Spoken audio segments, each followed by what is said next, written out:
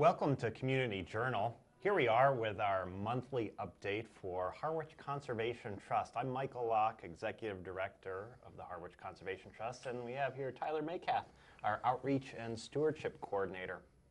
We're going to highlight some of our annual activities that are made possible by the dedicated time and energy provided by our diverse group of volunteers. These are annual activities that we're going to highlight, four in particular, but just to give you a sense of all the different things that our volunteers make possible. One is happening right now, happens actually from October through April when the leaves are down. It's our Boundary Quest crew. And just as the name implies, they're out there on the lands looking for property markers, corners, property lines, identifying, marking, and mapping those boundaries. Here they are right here, the latest Boundary Quest crew, Nancy from left to right, Nancy Hipp, Tony Ryan, and Dave Callahan right there in World Harwich Conservation Trust headquarters in South Harwich, looking at the map before they head out. Tyler, tell us a little bit more about Boundary Quest and what they're up to out there. Sure. They're often joined by myself and our AmeriCorps member, Ben. And we go out and we walk boundaries. We do sort of an initial reconnaissance of boundary markers along our boundary lines. This past year we did work in the Island Pond area, in the Cold Brook Preserve area. Now we're doing some work off Lothrop Ave. What we do is we go out and assess the condition of the boundary, if there might be any issues with encroachment, if the monuments are in their assigned legal positions. And then Tony Ryan is actually a retired surveyor, so he will survey our property markers for us. He has a survey instrument and a license and AutoCAD software, all of which you need to be able to do a proper property survey. And then we'll mark our boundaries with PVC and rebar along the line on corners, and we may also mark the lines with 4x4 posts with HCT signs on them. Yeah, it's a great way for folks to get out out on the landscapes, helping us identify where protected properties are that have been entrusted to the Harwich Conservation Trust.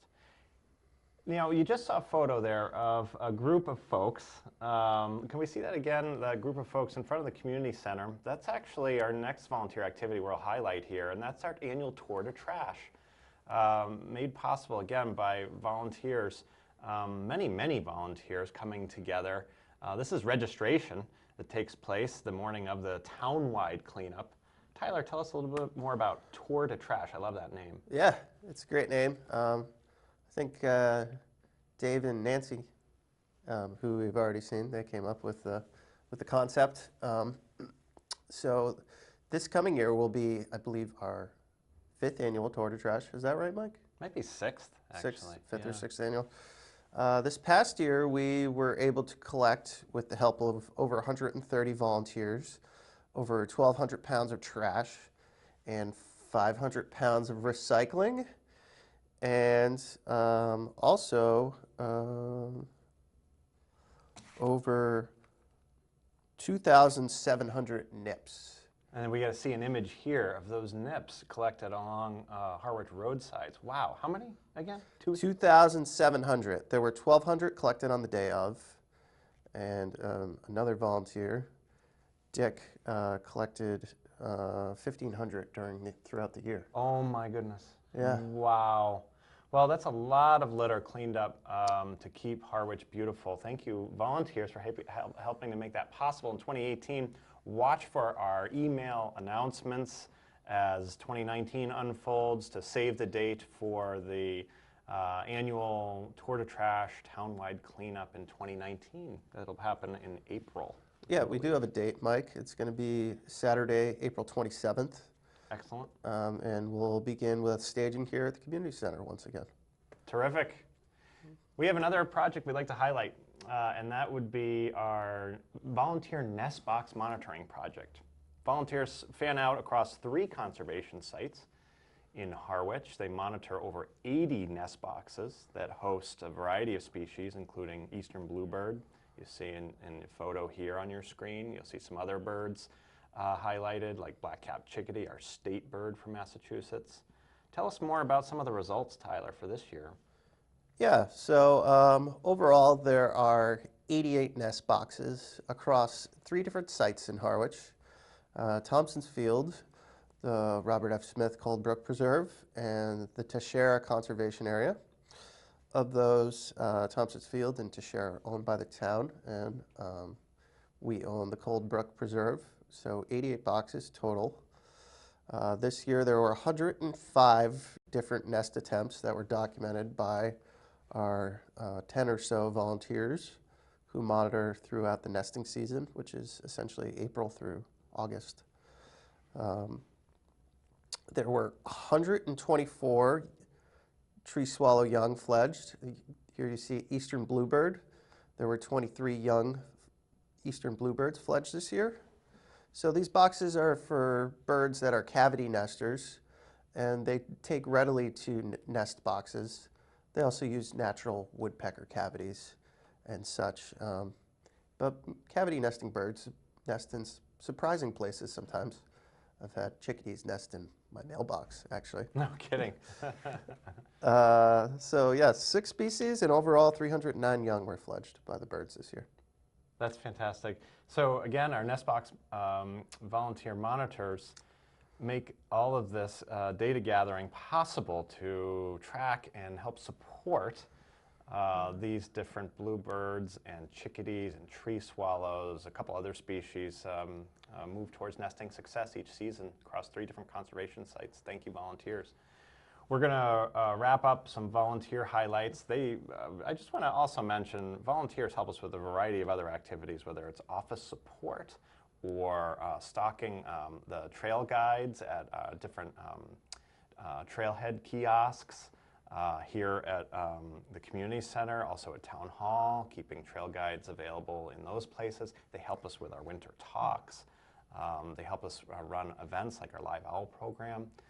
But we're going to wrap up here with another event, annual volunteer activity made possible by the fact that they're out in the field in April and May for our annual herring count.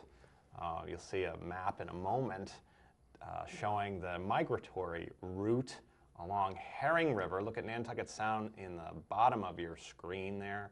The river herring make their way into the mouth of the Herring River, all the way up into their spawning ponds of Hinckley's Pond, Long Pond, which is connected to Hinckley's Pond by Princess Brook, and Seymour's Pond, which is connected to Hinckley's Pond by the Cahoon Canal. Tell us a little bit more about the herring counters, Tyler. Sure. That's a 7-mile migration that the herring make from Nantucket Sound. There are 2 different herring species, but they're difficult to differentiate unless they're in your hand. There's the blueback herring and the alewife.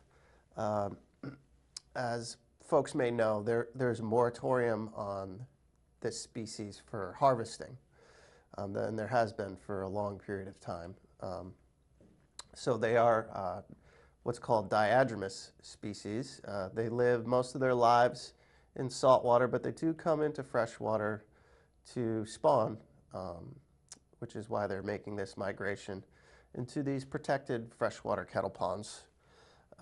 This year, our volunteers, there were over 60 counters. They counted 5,490 herring at our herring count location, a total of 499 observations. Just incredible work. Outside in all kinds of weather, which can be unpredictable, especially that time of year, April and early May. There was some really bad weather in April. It was very challenging for folks to get out there in 35-degree weather with pouring rain. Right. But they are 10-minute counts that are done in hour and 20-minute blocks throughout the day, sunrise to sunset. And that's April to May. We could always use more people, even if they just want to fill in for shifts here and there. It's pretty interesting, especially if you get there and you see a lot of migration on a day. So yeah, we hope with that herring count data collected by the volunteers that over time that will help inform the state's Division of Marine Fisheries and other entities that help govern and administer fishery policy so that we can have a hand in restoring this once abundant fish population on down the line. Thank you, herring counters. So, and thank you all of our Harwich Conservation Trust volunteers. We look forward to your contributions of time and energy and enthusiasm as we roll into 2019. Before we close out 2018, though, we'd like to talk a little bit more about just a recap of the 15-acre Cornelius Pond Woodlands project. You've been hearing a lot about that. Well, we're in the home stretch of raising roughly the final $100,000 of a total $850,000 project goal to preserve 15 acres that spans roughly the entire westerly shoreline of Cornelius Pond, also called Eldridge Pond. You see this aerial photo provided by Chris Simmons of Zygote Digital Films. He flew a drone over the area. You can see the amount of shoreline, over 1,000 feet of shoreline. Where can you find more than 1,000 feet of shoreline of pristine pond side land in Harwich, let alone anywhere on the Cape? Very, very rare. So we thought this was a significant opportunity to preserve this landscape. It represents a diversity of habitats, including wetland and forest and meadow. Look at that stillness of the pond with the shoreline reflected in it. Just a beautiful property and large enough that once it's preserved, there's a picture of the meadow there, we plan to open a walking trail, so to offer a whole new walking trail destination for folks, some scenic views. There's another picture of the meadow in early fall. Just a beautiful property and offering wildlife, both resident and migratory wildlife opportunities for foraging and sheltering and nesting at different times of the year as migratory birds come through, spring and summer for nesting, and then back through maybe picking up some foraging opportunities, some species in the fall as they migrate south. Another beautiful photo, the reflection of the trees in the Cornelius Pond. So check out harwichconservationtrust.org for your opportunity to contribute to this worthwhile effort, and we hope to make our goal by the end of the year. We're going to wrap up with a preview of our first winter talk. We've got a great lineup, folks, right here at the Community Center. And on January 5th, save the date, 2 p.m., right here in the multipurpose room of the Community Center, we're going to feature the director of the Monomoy National Wildlife Refuge. We're going to hear all about the National Wildlife Refuge. Right off that elbow of the Cape, there's a photo provided by the U.S. Fish and Wildlife Service looking north. So this is looking from the southerly tip of Monomoy Island north towards the Cape. You're going to see the reverse direction photo view in just a second of an aerial photo provided by Spencer Kennard. Look at that beautiful photo. So that's looking in a southerly direction across the expanse of the Monomoy Island area. National Wildlife Refuge right here in our Cape Cod backyard. Tell us just a little bit about this presentation coming up, Tyler. Sure. Matt Hillman, Refuge Manager, is going to join us on January 5th. He's going to talk about his work at the refuge there. The refuge in total is over 7,600 acres, including over 3,000 acres of federally designated wilderness. It's home to the largest gray seal haulout on the East Coast, and nesting shorebirds such as these American oyster catchers, and also federally endangered roseate terns, federally threatened piping plovers, Here you see some common terns, a relative of the roseate tern. It's also home to a restoration project for the northeastern beach tiger beetle, which is another federally threatened species. It's also home to nesting herons during the nesting season. There's a rookery there with black-crowned and yellow-crowned night herons. Nesting gulls, there are a variety of amazing wildlife species that call the refuge home. And Matt's going to tell us a little bit about the research they have going there and efforts to also restore the historic Monomoy Point light station, which dates back to 1823. Wow. So join us on January 5th. Check out our website, harwichconservationtrust.org, for the full list of 2019 winter talks. We're going to talk about dragonflies and damselflies on another selected Saturday on that January and February to stretch. We're going to talk about actually tracking black racer snakes. How do you do that? We're going to learn all about it.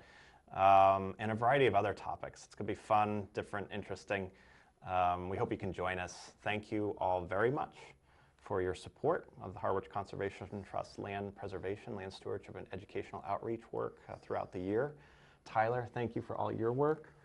We thank Jane Harvey, our Director of Development, and our Office Manager, Alva Chaletsky, and of course, all of the volunteers that make land saving possible here in Harwich. And thanks to Channel 18 for all their work, staff and volunteers included. That's it for this monthly update, and have a wonderful holiday season. Thank you. Happy holidays.